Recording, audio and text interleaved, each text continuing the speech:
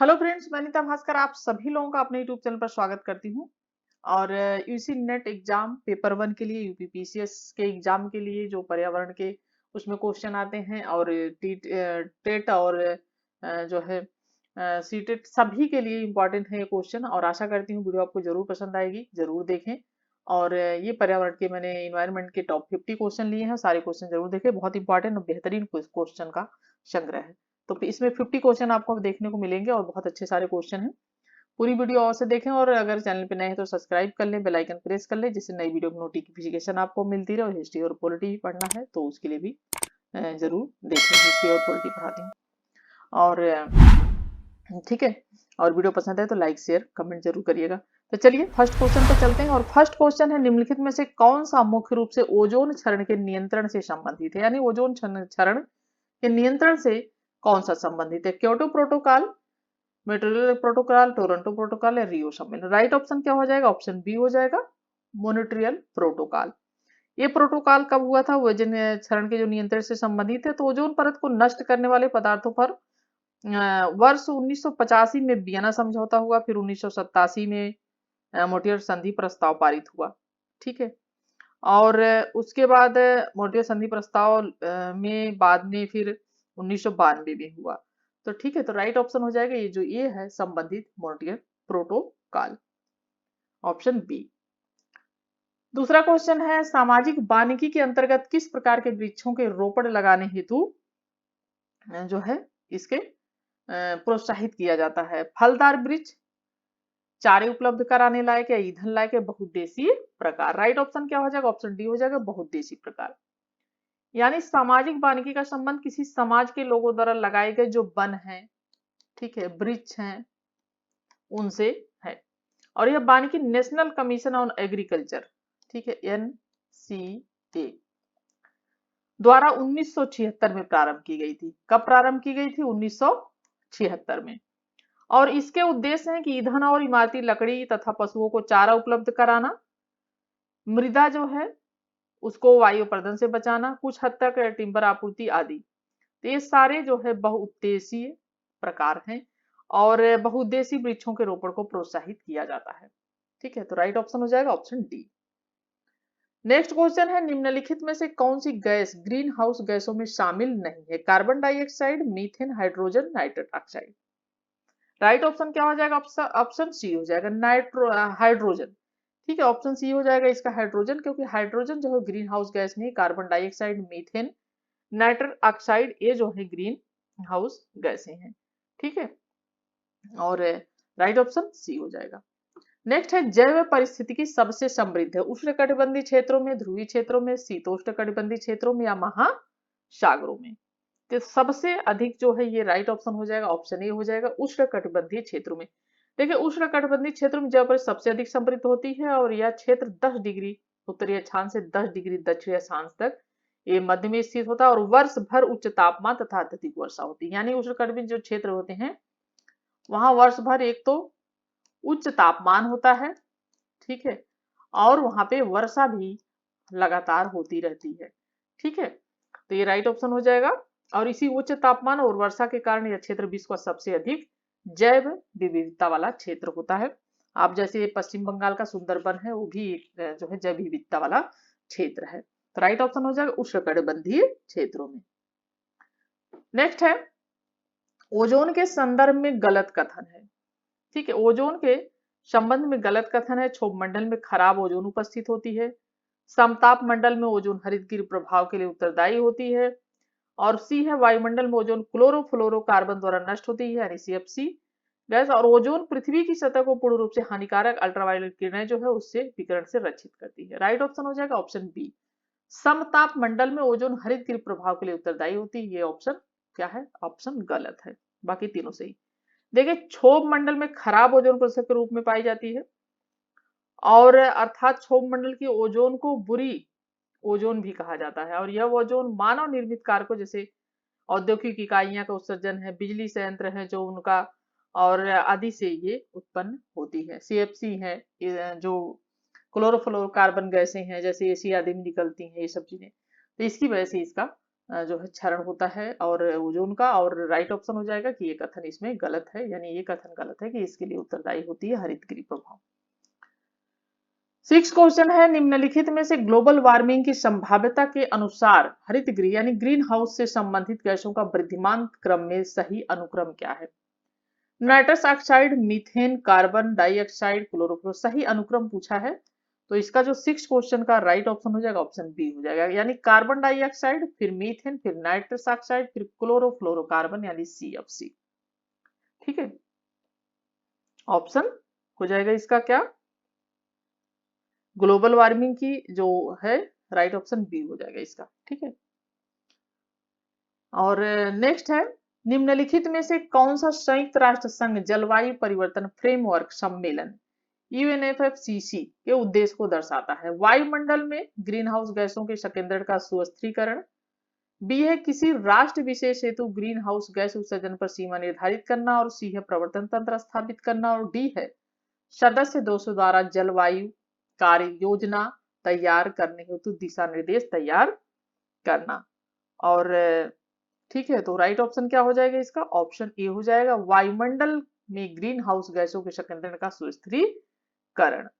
ठीक है, जैसा कि 1992 में आयोजित पृथ्वी शिखर सम्मेलन में 3 कन्वेंशन की घोषणा की गई थी, उसमें से एक संयुक्त राष्ट्र जलवायु परिवर्तन फ्रेमवर्क सम्मेलन था, United nation framework convention of climate change यानी UNFCC। ठीक है, UNFCC।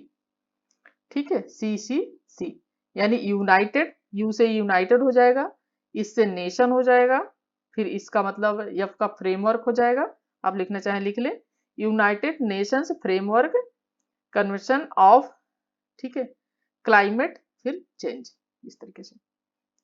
चलिए 8 क्वेश्चन है, किसी क्षेत्र की प्राकृतिक वनस्पति को मुख्यतः निम्नलिखित में से किस प्रयोजन से भविष्य के लिए परिरक्षित करने किए जाने की आवश्यकता होती है? मृदा अपरदन को रोकने के लिए, पक्षियों के लिए आवास प्रदान करने के लिए, वैज्ञानिकों द्वारा अध्ययन के लिए, या नई प्रजातियां उत्पन्न की सामग्री उपलब्ध कराने के लिए? राइट ऑप्शन हो जाएगा ऑप्शन डी, नई प्रजातियां उत्पन्न करने के लिए, सामग्री उपलब्ध कराने के लिए। ठीक है, यानी किसी क्षेत्र की प्राकृतिक वनस्पति को मुक्त नई प्रजातियां जो होती है उसको उत्पन्न करने के लिए, सामग्री उपलब्ध कराने के प्रयोजन भविष्य के लिए परिरक्षित करने जाने की आवश्यकता होती है, और यह मूल प्राकृतिक वनस्पति ही नई प्रजातियों का क्या होती है, उसका आधार होती है। ठीक है, 9th क्वेश्चन है, सर्वाधिक हानिकारक पर्यावरणीय प्रदूषक है? मानव जैव अपवर्जक यानी ह्यूमन ऑर्गेनिक जो वेस्टेज होता है, विष्ठाजन्य अपवर्जन, ठीक है, उसके बाद गैर अपवर्षी रसायन, प्राकृतिक पोषक तत्वों का अधिक। ठीक है, और राइट ऑप्शन क्या हो जाएगा 9 क्वेश्चन का? ठीक है, इसका राइट ऑप्शन हो जाएगा ऑप्शन सी, यानी गैर जैव अपरक्षणीय रसायन। ठीक है, सर्वाधिक हानिकारक जो है पर्यावरणीय प्रदूषक है और तथा जैव अपघटनीय नहीं होता है, अतः वे पदार्थ सर्वाधिक हानिकारक पर्यावरणीय प्रदूषक जिनका वियोजन जीवों द्वारा नहीं हो पाता है। ठीक है, तो राइट ऑप्शन हो जाएगा ऑप्शन जो है सी। ध्वनि प्रदूषण के परिणाम स्वरूप रोगी प्रतिरोधी तंत्र कमजोर हो जाता है, अनिद्रा, वाकरुद्धता, रक्तचाप में वृद्धि, श्रवण सीमा में बदलाव, या श्वसन संबंधी समस्याएं। ठीक है, और इसका जो राइट ऑप्शन हो जाएगा, ठीक है, यहाँ से ये रोग प्रतिरोधी तंत्र कमजोर होता है, ये यहाँ से तो ठीक है, तो इसका जो राइट ऑप्शन हो जाएगा ये एफ हो जाएगा। ठीक है, तो यहाँ से ये और बी, सी, डी और ई एफ हो जाएगा। ठीक है, वो वहां पे ई नहीं लग पाया, तो इसका राइट ऑप्शन जो हो जाएगा ऑप्शन बी हो जाएगा। ठीक है, यानी बी, सी, डी और ई। ठीक है, बी, सी, डी और ई, यानी अनिद्रा, वाकरुद्धता और रक्तचाप में वृद्धि, श्रवण सीमा में बदलाव।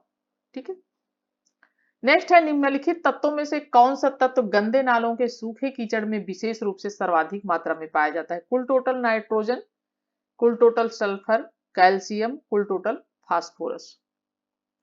ठीक है, और राइट ऑप्शन क्या हो जाएगा ऑप्शन सी हो जाएगा, कैल्शियम।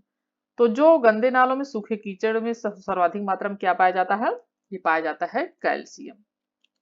ठीक है, नेक्स्ट क्वेश्चन है औद्योगिक शहरी क्षेत्रों से प्राप्त होने वाले कम खतरनाक लोग ठोस अपशिष्ट के निम्नलिखित निस्तारण अनुक्रमों में कौन सा क्रम बढ़ती वांछनीयता अनुक्रम में है, यानी कौन सा है? और राइट ऑप्शन हो जाएगा ऑप्शन ई, यानी अवस्थित, डंपिंग, भूमि भराव, फिर भस्मीकरण, फिर पुनः प्रयोग। ठीक है, ये हो जाएगा। नेक्स्ट है शुद्ध जल प्रणालियों में ऑक्सीजन की मांग करने वाले अपशिष्ट के मुख्य स्रोत कौन कौन से हैं? कृषि अपशिष्ट, खाद्य प्रसंस्करण, अयस्क खनन या मल जल बहिर्जाव या भूमि भराव स्थल। राइट ऑप्शन क्या हो जाएगा? ए, बी और डी। कृषि अपशिष्ट, खाद्य प्रसंस्करण और मल जल बहिर्जाव। ए, बी और डी। राइट ऑप्शन हो जाएगा ऑप्शन सी हो जाएगा। ठीक है, नेक्स्ट है निम्नलिखित में से उन पर्यावरणीय मुद्दों की पहचान कीजिए जो स्थानीय प्रकृति के, यानी ओजोन परत का क्षरण, झील प्रदूषण, भूरक्षण, जलवायु परिवर्तन, जल जमाव, ठोस अपशिष्ट प्रबंधन। राइट ऑप्शन इसका क्या हो जाएगा? ऑप्शन ए हो जाएगा। सेकंड झील प्रदूषण, फिर थर्ड है भूरक्षण, और फिर फिफ्थ है जल जमाव, और उसके बाद है सिक्स, ठीक है, ये हो जाएगा ठोस अपशिष्ट प्रबंधन। देखिए पिछले 100 वर्षों में मनुष्य की जनसंख्या में भारी बढ़ोतरी हुई है, और जिसके कारण अन्न है, जल है, घर है, बिजली है, सड़क है, वाहन है, अन्य वस्तुओं की मांग क्या हुई है, उसमें बहुत अधिक मात्रा में वृद्धि हुई है। परिणाम स्वरूप क्या हुआ है, जो हमारे प्राकृतिक संसाधन है, ठीक है, हमारे जो नेचुरल है सब संसाधन, उन पर क्या हुआ है, दबाव पड़ा है और उनकी क्षति हुई है। तो वायु, जल तथा भूमि प्रदूषण इससे बढ़ा है।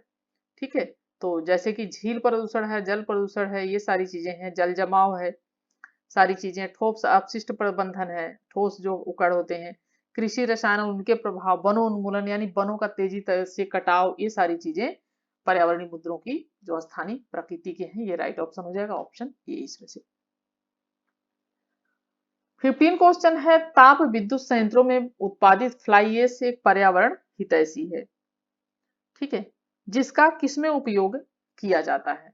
सूक्ष्म पोषक के रूप में कृषि में, बंजर भूमि के विकास में, बांध और जल धारण संरचनाओं में, या ईट उद्योग में। ठीक है, और इसका जो राइट ऑप्शन हो जाएगा 15 क्वेश्चन का ऑप्शन ए हो जाएगा, यानी ए, बी, सी और डी। ठीक है, यानी फ्लाई ऐश जो है उसको हिंदी में उड़न राख कहा जाता है। क्या कहा जाता है? उड़न राख। ठीक है, इसको उड़न राख कहा जाता है।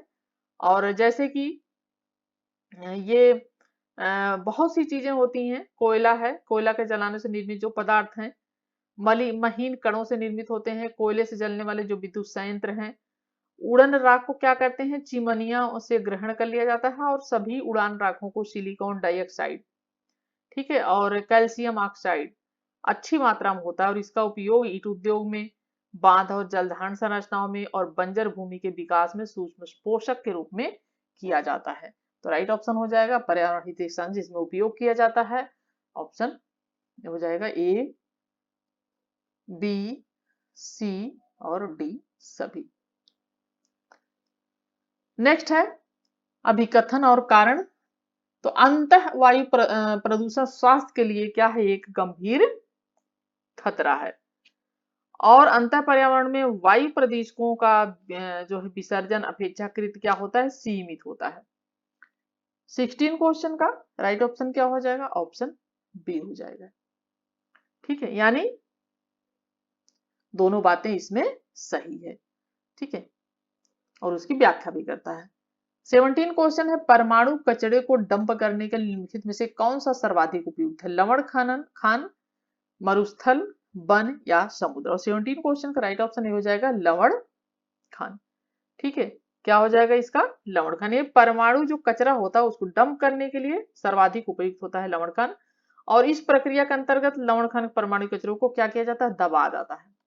ठीक है, दबा दिया जाता है, और ऊपर से मिट्टी से ढक देते हैं। ठीक है, ऊपर से क्या किया जाता है, उसे मिट्टी से ढक दिया जाता है, जिससे वो ऊपर वातावरण को प्रदूषित न करे। तो सबसे उपयुक्त हाँ, ये है तरीका लवण खान।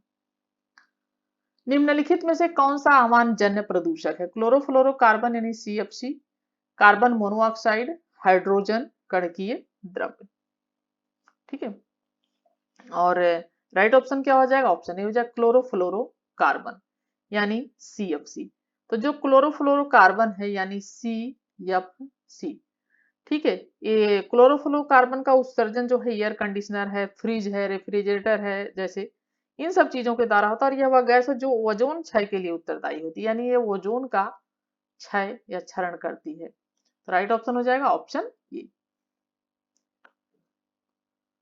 नेक्स्ट है, निम्नलिखित में से किस प्रदूषक को भारत में वायु गुणवत्ता सूचकांक में शामिल किया गया है? कार्बन डाइऑक्साइड, क्लोरोफ्लोरोकार्बन यानी CFC, सल्फर डाइऑक्साइड, मीथेन। और राइट ऑप्शन क्या हो जाएगा? ऑप्शन सी हो जाएगा सल्फर डाइऑक्साइड। ठीक है, क्या हो जाएगा? ऑप्शन सी हो जाएगा सल्फर डाइऑक्साइड। नेक्स्ट है, निम्नलिखित में से किसको गौण वायु प्रदूषक माना जाता है? Nitric oxide, ozone, sulphur dioxide, carbon monoxide. Right option हो जाएगा ऑप्शन बी ओजोन। ठीक है, क्या हो जाएगा? जब देखिए मानवीय और प्राकृतिक कारणों से गैसों की निश्चित मात्रा क्या होता है कि उसमें परिवर्तन हो जाता है, और वायु में जैसे कि कुछ अतिरिक्त और विषाक्त गैस या कणकीय पदार्थ मिल जाते हैं तो उसे वायु प्रदूषण कहा जाता है।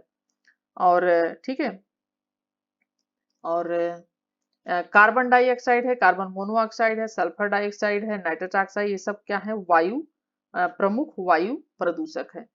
ठीक है, और जैसा कि इसका राइट ऑप्शन हो जाएगा, जबकि ओजोन है वो पैन इत्यादि गैस ये प्रदूषक मानी जाती है, तो एक गौण वायु प्रदूषक है ओजोन है। ठीक है, नेक्स्ट है शहरी क्षेत्रों में। ठीक है, शहरी क्षेत्रों में प्रदूषणकारी गैस कार्बन मोनोऑक्साइड।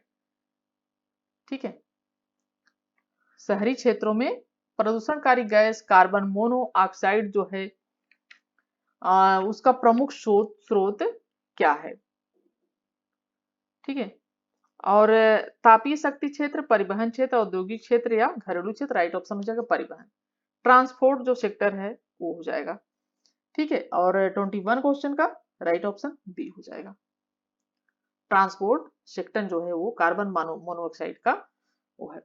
नेक्स्ट है, ऊपरी वायुमंडल में निम्नलिखित में से कौन सी गैस उस श्रृंखलित प्रक्रिया को आरंभ करती है जिससे ओजोन टूटता है?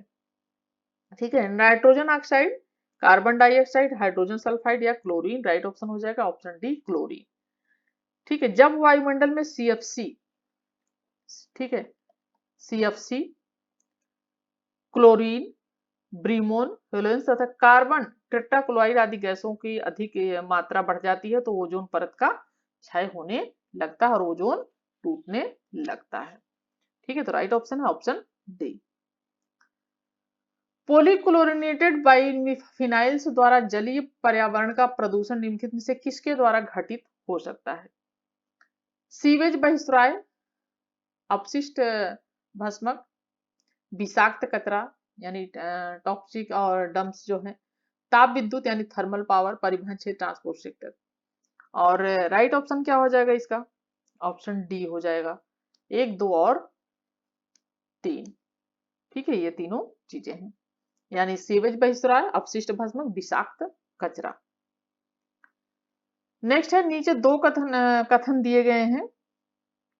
ठीक है, दो कथन दिए गए हैं और एक है अभिकथन, नदियों की अपेक्षा झीलों के प्रदूषित होने की अधिक संभावना होती है, और तर्क है कि झीलों को जल को प्रतिस्थापित होने में 10 को लग सकते हैं। राइट ऑप्शन ए हो जाएगा, ये और आर दोनों सही है और इसकी सही व्याख्या करता है। ठीक है, क्योंकि देखिए झीलों के जल को प्रतिस्थापित होने में 10 को लग जाते हैं और प्रदूषित होने की अधिक संभावना नदियों की अपेक्षा झीलों में होती है। नेक्स्ट है, निम्नलिखित में से कौन सा वायु प्रदूषक कक्ष दुर्गंधनाशक रूप से पैदा होते हैं? श्वसनीकरण आधार पदार्थ, कार्बन मोनोऑक्साइड, ओजोन, वाष्पशील कार्बनिक यौगिक। और 25 क्वेश्चन और राइट ऑप्शन हो जाएगा वाष्पशील कार्बनिक यौगिक, ऑप्शन डी हो जाएगा वाष्पशील कार्बनिक यौगिक वायु प्रदूषक कक्ष शामक से पैदा होते हैं। प्राकृतिक यौगिक कार्बन से रासायनिक यौगिकों को कहा जाता है, प्राकृतिक जो कार्बनिक यौगिक कार्बन के रासायनिक पदार्थ यौगिकों को, और इनकी संख्या बहुत अधिक होती है। तो वाष्पशील कार्बनिक यौगिक, ऑप्शन डी राइट हो जाएगा। नेक्स्ट है, निम्नलिखित में से कौन सी बीमारियां प्रदूषित जल के कारण होती हैं? Giardia, dengue, amoebiasis, typhoid. Right option क्या हो जाएगा? कई बीमारियां हैं जो इसकी वजह से होती हैं। तो एक हो जाएगा गियार्डिया, प्रदूषित जल से होता है, डेंगू होता है, और उसके बाद टाइफाइड भी होता है। ठीक है, तो फर्स्ट डेंगू नहीं होता है, डेंगू देखिए मच्छर से होता है, ये होगा एमोबियासिस। ठीक है, ये किससे होता है? मच्छर काटने से होता है। और गियार्डिया, एमोबियास और टाइफाइड, राइट ऑप्शन हो जाएगा फर्स्ट, थर्ड और फोर्थ। ठीक है, तो राइट ऑप्शन डी हो जाएगा।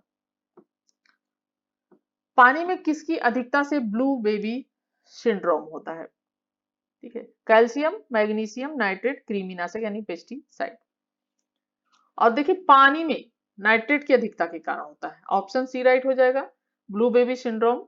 और नाइट्रेट से प्रदूषित जल जो होता है वो शरीर में जब पहुंचता है, ठीक है, पहुंचकर क्या करता है, जल में रक्त में घुले हीमोग्लोबिन को मेथोलोग में जो होता है वो बना देता है, जिससे रक्त में ऑक्सीजन जो होता है, ठीक है, ऑक्सीजन, तो ऑक्सीजन की जो है ग्रहण करने की क्षमता क्या कम हो जाती है, और परिणाम स्वरूप क्या होता है, शिशु जो होते हैं उनकी सांस फूलने लगती है, क्योंकि ये शिशुओं की बीमारियां हैं।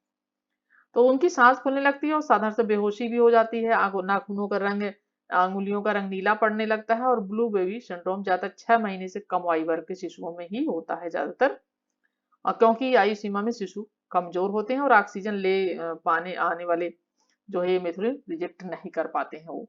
तो राइट ऑप्शन हो जाएगा ऑप्शन सी, नाइट्रेट की अधिकता के कारण ब्लू बेबी सिंड्रोम होता है। और बहुत इंपॉर्टेंट क्वेश्चन हमेशा पूछा जाता है, पीसी शादी में कई बार पूछा गया है। नेक्स्ट है, पूर्वी भारत के बड़े हिस्से में भूजल निम्नलिखित में से किससे प्रदूषित होता है? आर्सेनिक, सीसा, पारद, निकल, किससे? राइट ऑप्शन हो जाएगा आर्सेनिक। तो पूर्वी भारत के जो हिस्से हैं उसमें आर्सेनिक होता है, और आर्सेनिक धातु के समान एक प्राकृतिक तत्व होता है। ठीक है, ये एक प्राकृतिक जो है तत्व होता है।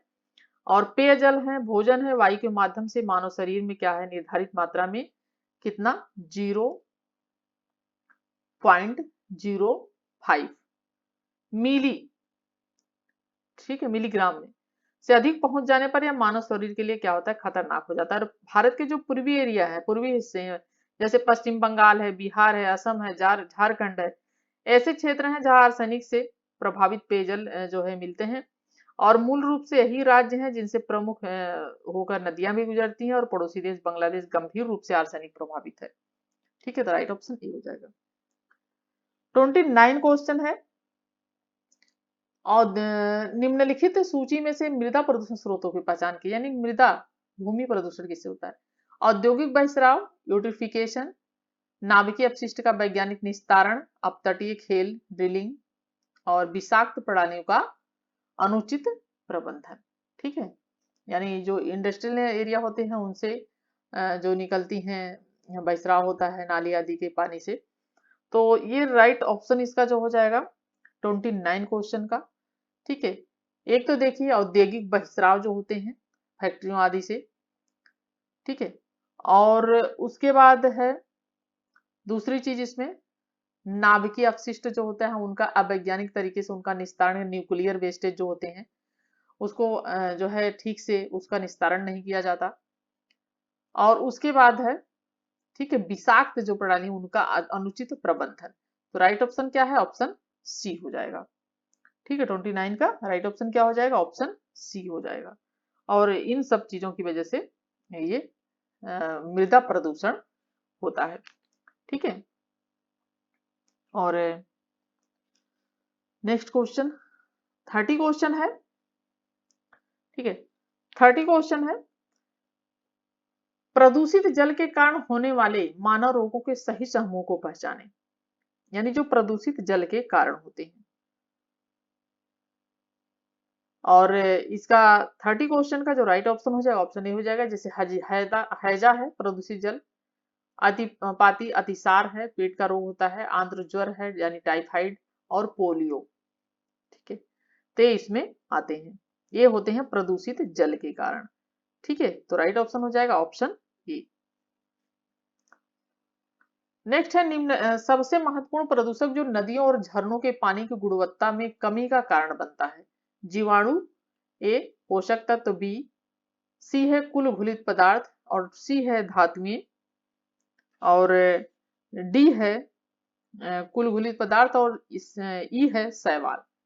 तो इसका जो राइट ऑप्शन हो जाएगा 31 क्वेश्चन का ए, बी और सी, यानी जीवाणु, पोषक जो है तत्व, और सी हो जाएगा कुल घुलित पदार्थ। जो नदियां झरने पानी गुणवत्ता को कमी का कारण बनता है, ये सारी जो है चीजें होती हैं। ठीक है, और राइट ऑप्शन ऑप्शन ए हो जाएगा। नेक्स्ट है वायुमंडल में निम्नलिखित ग्रीन हाउस गैसों के जीवन काल के सही क्रम यानी अवरोही क्रम की पहचान करें। मीथेन है,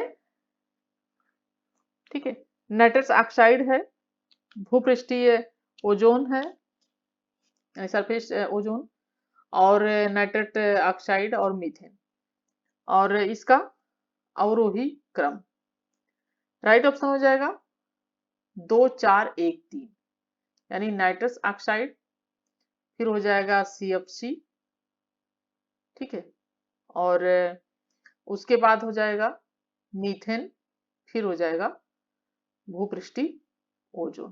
तो राइट ऑप्शन क्या हो जाएगा, ऑप्शन बी हो जाएगा 2 4 1 3। 33 क्वेश्चन है, कथन है डीजल वाहन अत्यधिक मात्रा में, ठीक है, डीजल वाहन अत्यधिक मात्रा में नाइट्रोजन के ऑक्साइड और सूक्ष्म कण फाइन पार्टिकुलेट मैटर जो होता है उत्सर्जित करते हैं, और इसका कथन क्या है, डीजल इंजन उच्च वायु ईंधन अनुपात वाले सांद्र मिश्रण से चलते हैं। ठीक है, और राइट ऑप्शन क्या हो जाएगा, ऑप्शन सी हो जाएगा। कथन एक जो है वो सही है, लेकिन सेकंड जो है सही नहीं, यानी ए सही है। ठीक है, लेकिन दूसरा सही नहीं, यानी डीजल वाहन अत्यधिक मात्रा नाइट्रोजन के ऑक्साइड सूक्ष्म कण फाइन पार्टिकुलर मैटर उत्सर्जित करते हैं, क्योंकि डीजल वाहन जो है ये कथन ये सही है, लेकिन किंतु सेकंड गलत है। ठीक है, और क्योंकि डीजल वाहन ईंधन उच्च वायु ईंधन अनुपात आने वाले तनु मिश्रण से चलते हैं। ठीक है, चलिए नेक्स्ट क्वेश्चन है,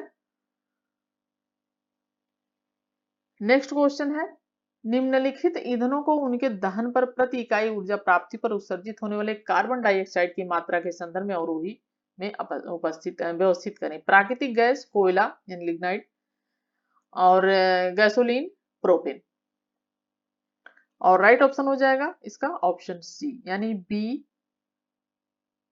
कोयला, फिर सी गैसोलीन इथेनॉल रहित, और उसके बाद है डी प्रोपेन, और फिर ए प्राकृतिक नेचुरल जो है गैस।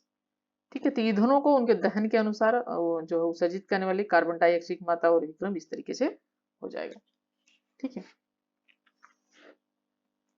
नेक्स्ट क्वेश्चन है निम्नलिखित ग्रीन हाउस गैसों के अणु की वैश्विक ताप, ठीक है, निम्नलिखित ग्रीन हाउस गैसों के अणु की वैश्विक ताप वृद्धि क्षमता कार्बन डाइऑक्साइड के सापेक्ष को घटते क्रम में व्यवस्थित करना है। मीथेन है, नाइट्रस ऑक्साइड है, और उसके बाद है इसमें CFC12 है, CFC11 है, और इसका राइट ऑप्शन हो जाएगा, ठीक है, ऑप्शन डी हो जाएगा, यानी ECDBE। 36 क्वेश्चन है निम्नलिखित में से किसका कोयला आधारित ताप विद्युत से उत्सर्जन होता है, यानी carbon monoxide, ozone, sulphur dioxide, methane और पार्टिकुलेट मैटर, और इसका जो राइट ऑप्शन हो जाएगा ऑप्शन बी हो जाएगा, फर्स्ट थर्ड और फिफ्थ। कार्बन मोनोऑक्साइड, फिर है सल्फर डाइऑक्साइड, फिर है उसके बाद पार्टिकुलेट मैटर। तो कोयला आधारित जो ताप विद्युत संयंत्र उनमें कार्बन मोनोऑक्साइड, सल्फर डाइऑक्साइड और पार्टिकुलेट मैटर का उत्सर्जन होता है। यह प्रदूषक श्वसन तथा हृदय हृदय की जो रक्तवाहिका है उनके रोगों के कारक होते हैं। 37 क्वेश्चन है, ओजोन परत के क्षरण का कारण है। वाष्पशील क्लोरीनेटेड हाइड्रोकार्बन। दूसरा है थर्मल पावर प्लांटों से जो उत्सर्जन है, थर्मल पावर प्लांट से जो है। सी है शहरी अपशिष्ट का दहन है, ठीक है। और उसके बाद है डी नाइट्रोजन समाविष्ट उर्वरक का अत्यधिक प्रयोग। और 37 क्वेश्चन का जो राइट ऑप्शन हो जाएगा, ऑप्शन बी हो जाएगा, ए और बी, यानी वाष्पशील क्लोरीनेटेड हाइड्रोकार्बन और थर्मल पावर प्लांटों से उत्सर्जन। ठीक है, तो ओजोन परत के क्षरण के लिए जैसे कि वाष्पशील क्लोरीनेटेड हाइड्रोजन है, नाइट्रोजन समिष्ट उर्वरक अधिक प्रयोग ओजोन परत का क्षरण का कारण है। 38 क्वेश्चन है, निम्नलिखित में से प्राथमिक वायु प्रदूषकों को पहचान कर, यानी प्राथमिक वायु प्रदूषक इसमें से कौन है। ठीक है, ओजोन है, ब्लैक कार्बन एरोसोल्स है, सल्फेट एरोसोल्स सी है, और डी है पराक्सी एसिटाइल नाइट्रेट। राइट ऑप्शन इसका हो जाएगा ऑप्शन बी हो जाएगा, यानी ब्लैक कार्बन एरोसोल्स जो है प्राथमिक वायु प्रदूषक है, जो अपूर्ण दहन प्रक्रिया द्वारा उत्सर्जित वायुमंडल में प्रकाश के अवशोषित कण का प्रमुख रूप है। ठीक है, तो 38 क्वेश्चन और राइट ऑप्शन हो जाएगा B, black carbon aerosols. Next है अभिकथन ए, किसी नदी के इर्द गिर्द की परिस्थिति तंत्र, ठीक है, जहां बांध बनने से क्षतिग्रस्त होता है। कारण क्या है, विशाल जलराशि में वह क्षेत्र डूब जाता है। सही कूट इसका क्या होगा, ऑप्शन बी हो जाएगा। ए और आर दोनों सही है, किंतु आर की सही व्याख्या नहीं, यानी व्याख्या सही नहीं कर रहा है।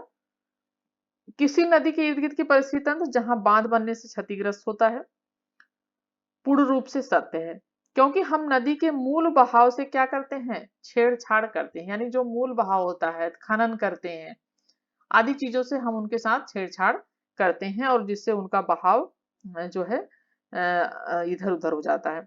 और बांध बनाते हैं, उससे भी दिक्कत आती है, तो बांध बनाकर उस क्षेत्र को क्या करते हैं, भूकंप जो होता है, भूकंप उसमें छेड़छाड़ करके इस तरह चीजें करके बांध बना के भी वो नुकसानदायक है। तो उससे क्या होता है, भूकंप के प्रति वो संवेदी हो जाता है।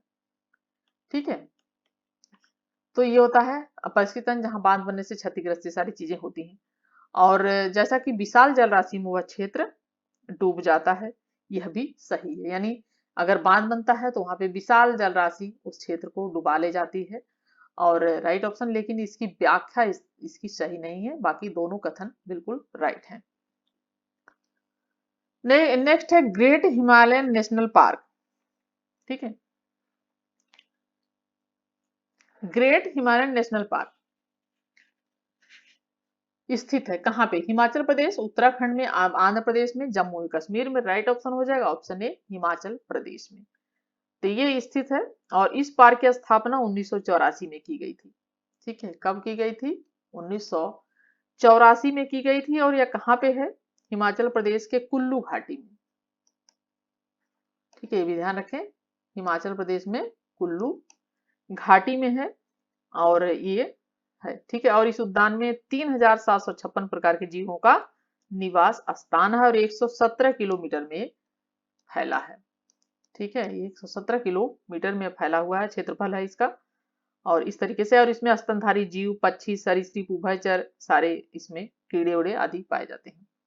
तो ग्रेट हिमालयन नेशनल पार्क स्थित है कहाँ पे, हिमाचल प्रदेश के कुल्लू घाटी में। नेक्स्ट है, निम्नलिखित में से एक वास्तविक मछली नहीं है। वास्तविक मछली red fish, catfish, dogfish, jellyfish. ठीक है, तो इसमें से कौन सी है जो वास्तविक मछली नहीं है, राइट ऑप्शन हो जाएगा जेलीफिश, ऑप्शन डी हो जाएगा। ठीक है, स्तन शेष जो है तीनों वास्तविक फिश है, लेकिन ये जेलीफिश वास्तविक फिश नहीं है। ठीक है, जेलीफिश जो है सिलेसेंट्रा संघ का जीव है। ठीक है, किसका जीव है ये, सिलेसेंट्रा संघ। Right option D. निम्नलिखित में से किस शिखर सम्मेलन का संधारणीय विकास संबंधी संयुक्त राष्ट्र सम्मेलन यूएनसीडीएस के नाम से जाना जाता है। स्टॉक होम सम्मेलन 1972, रियो डी जेनेरियो सम्मेलन 1992, सी है जोहान्सबर्ग शिखर सम्मेलन 2002, और रियो +20 सम्मेलन 2012। राइट ऑप्शन क्या हो जाएगा? ऑप्शन डी हो जाएगा, रियो प्लस 20 सम्मेलन। ठीक है, देखिए साधारण विकास या सतत विकास से संबंध संयुक्त राष्ट्र सम्मेलन UNCSD का आयोजन 20 जून 2012 तक 2012 तो 2012 तक रियो डी जेनेरियो ब्राजील में किया गया और इस सम्मेलन का आयोजन 1992 रियो डी जेनेरियो में आयोजित 1992 में रियो डी जेनेरियो में आयोजित अर्थ शिखर सम्मेलन के 20 वर्षों बाद फिर किया गया और इसलिए इसे रियो प्लस 20, ठीक है, इसीलिए इसको रियो प्लस 20 कहा जाता है। और रियो प्लस 20 को सतत विकास के प्रति अपनी प्रतिबद्धता व्यक्त करने, निरंतरता के संबंध में वैश्विक कार्रवाई को बढ़ावा देने संबंधी रूपरेखाओं की तलाश करने की प्रक्रिया में वैश्विक समुदाय के लिए एक महत्वपूर्ण अवसर के रूप में देखा गया और इसके उद्देश्य सतत विकास के लिए नवीकृत राजनीतिक प्रतिबद्धता सुनिश्चित करना, रियो सम्मेलन के बाद हुई जो प्रगति है निष्कर्षों का उन कमियों का आकलन करना और नई उभरती चुनौतियों का समाधान करना। तो राइट ऑप्शन ऑप्शन डी, रियो प्लस 20 सम्मेलन 2012। नगोया उपसंधि यानी प्रोटोकॉल किससे संबंधित है? ठीक है, नगोया प्रोटोकॉल किससे संबंधित है? जलवायु परिवर्तन से, ओजोन क्षय से, या खतरनाक अपशिष्ट, या जैव विविधता। ठीक है, राइट ऑप्शन क्या हो जाएगा? ऑप्शन डी हो जाएगा, जैव विविधता संबंधित है। तो नगोया प्रोटोकॉल 24 अक्टूबर 2010, ठीक है, 2010 को नगोया जापान में संयुक्त राष्ट्र देशों की जैविक संसाधनों की भागीदारी पर समझौता किया गया। जंगल हैं, कोरल जो रीफ हैं, ठीक है, और वन हैं, इनकी विविधता के लिए रक्षा के लिए नगोया में 2000 में ऐतिहासिक संधि हुई और 193 देशों ने, कितने देशों ने? 193, 193 देशों के प्रतिनिधियों ने जो है इसमें प्रदूषण को रोकने के लिए, वनों और समुद्री जीवों की रक्षा करने तथा संरक्षण के लिए जमीन और जल संसाधन अलग करने तथा मत्स्य जो है मछली पालन, ठीक है, मत्स्य पालन जो है मछली का सही प्रबंधन करना और का फैसला किया और संधि के अनुसार जैविक विविधता को बचाने के लिए 17% जो है परसेंटेज भू क्षेत्र और 10% समुद्र की सुरक्षा करनी, यानी 17% कितना भू क्षेत्र जो है और 10% जो है क्या है, ये है समुद्र, इनकी रक्षा करनी, जिससे कि क्या हो सके, जैव विविधता जो है उसका विस्तार हो सके।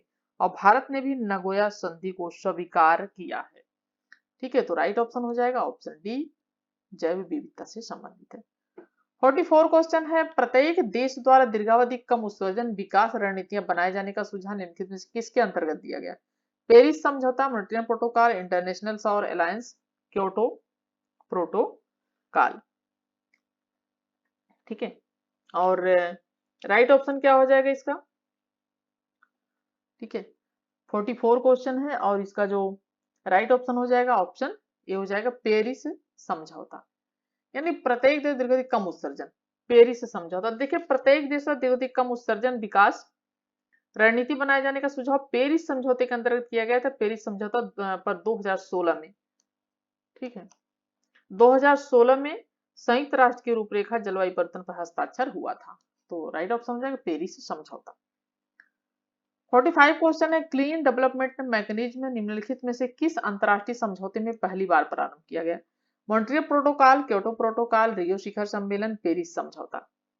और 45 क्वेश्चन का राइट ऑप्शन हो जाएगा ऑप्शन बी, क्योटो प्रोटोकॉल। तो देखिए क्लीन डेवलपमेंट मैकेनिज्म को क्योटो प्रोटोकॉल अंतरराष्ट्रीय समझौते में पहली बार प्रारंभ किया और उत्सर्जन में कमी लाने, परियोजना को लागू करने की अनुमति प्रदान करता है। ठीक है, और जिसके उत्सर्जन व्यापार योजनाओं आदि कारोबार किया जा सकता है, तो क्योटो प्रोटोकॉल।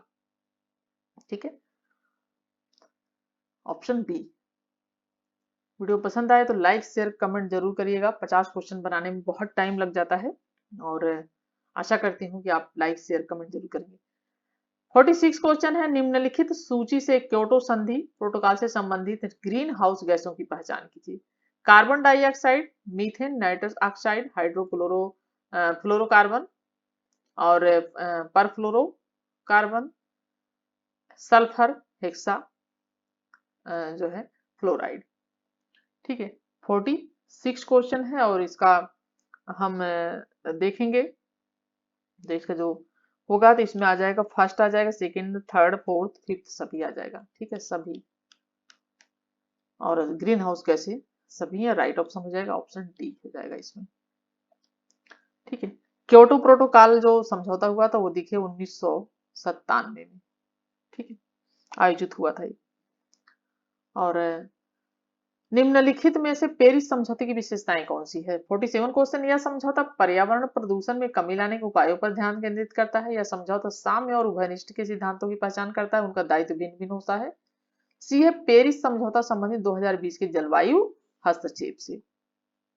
और इसका जो राइट ऑप्शन हो जाएगा, ठीक है, 47 क्वेश्चन का राइट ऑप्शन हो जाएगा ऑप्शन सी, यानी बी और सी। यह समझौता साम्य और उभयनिष्ठ सिद्धांतों की पहचान करता है, उनका दायित्व भिन्न भिन्न। पेरिस समझौता संबंधित 2020 के जलवायु हस्तक्षेप से। ठीक है, और राइट ऑप्शन हो जाएगा इसका ऑप्शन सी। ठीक है, 47 क्वेश्चन का। और नेक्स्ट क्वेश्चन देखते हैं। 47 क्वेश्चन हो गए हैं, 48 क्वेश्चन है। ठीक है, 48 क्वेश्चन है, निम्नलिखित में से किस देश ने international solar alliance framework agreement पर हस्ताक्षर का अनुसमर्थन नहीं किया? ऑस्ट्रेलिया ने, यूनाइटेड किंगडम ने, जापान ने, चीन ने। तो किसने समर्थन नहीं किया है? और इसका जो राइट ऑप्शन हो जाएगा, ऑप्शन हो जाएगा डी, चाइना ने। ठीक है, चाइना ने जो है international solar alliance framework agreement हस्ताक्षर का अनुसमर्थन नहीं किया है। 49 क्वेश्चन है, मेट्रो प्रोटोकॉल में निम्नलिखित में से किन पर्यावरण संबंधी मुद्दों के समाधान के लिए हस्ताक्षर किए गए थे? ट्रोपोस्फेरिक ओजोन प्रदूषण, स्टेटोस्फीयर में ओजोन का अपक्षय, या ग्लोबल वार्मिंग, या एसिड रेन यानी अम्लीय वर्षा। और राइट ऑप्शन हो जाएगा ऑप्शन बी। ठीक है, ऑप्शन बी राइट हो जाएगा, स्टेटोस्फीयर में ओजोन का अपक्षय। ठीक है, देखिए स्ट्रेटोस्फीयर में ओजोन का अपक्षय या ओजोन परत को नुकसान पहुंचाने वाले विभिन्न पदार्थों के उत्पादन तथा उपभोग पर नियंत्रण के उद्देश्य से विश्व के कई देशों ने मिलकर 16 सितंबर, ठीक है, कई देशों ने मिलकर 16 सितंबर 1987 को मॉन्ट्रियल प्रोटोकॉल पर हस्ताक्षर किया था, जिसे आज विश्व का सबसे सफल प्रोटोकॉल माना जाता है। ठीक है, और 197 विश्व के पक्षकारों ने इस पे हस्ताक्षर किए हैं। कितने? 197 देशों ने। और मॉन्ट्रियल प्रोटोकॉल के तहत 3 पैनल आते हैं, वैज्ञानिक आकलन पैनल, प्रौद्योगिकी आर्थिक आकलन पैनल और पर्यावरणीय प्रभाव आकलन पैनल। तो right option option B, stratosphere में ओजोन का अपक्षय। ठीक है, 50 और लास्ट क्वेश्चन है, निम्नलिखित में से कौन से समझौते अभिसमय प्रोटोकॉल सदस्य राष्ट्रों पर पक्षों पर विधिक रूप से बाध्यकारी है? जैविक विविधता अभिसमय, Kyoto protocol, Montreal protocol, Paris समझौता। ठीक है, और राइट ऑप्शन क्या हो जाएगा इसका? 50 क्वेश्चन और राइट ऑप्शन हो जाएगा ऑप्शन बी, ए और सी, यानी जैविक विविधता समय और मॉन्ट्रियल प्रोटोकॉल। ठीक है, और मॉन्ट्रियल प्रोटोकॉल, तो मॉन्ट्रियल प्रोटोकॉल मुख्य रूप से ओजोन का क्षरण करने जो है ऐसा माना जाता है, और उसके उत्पादन को और खपत को चरणबद्ध तरीके से।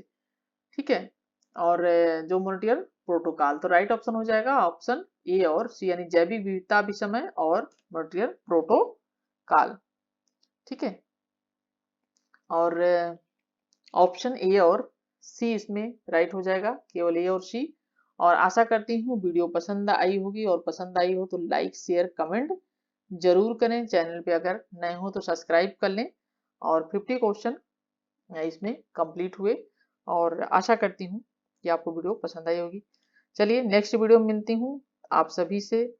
सभी का धन्यवाद। Thank you for watching video.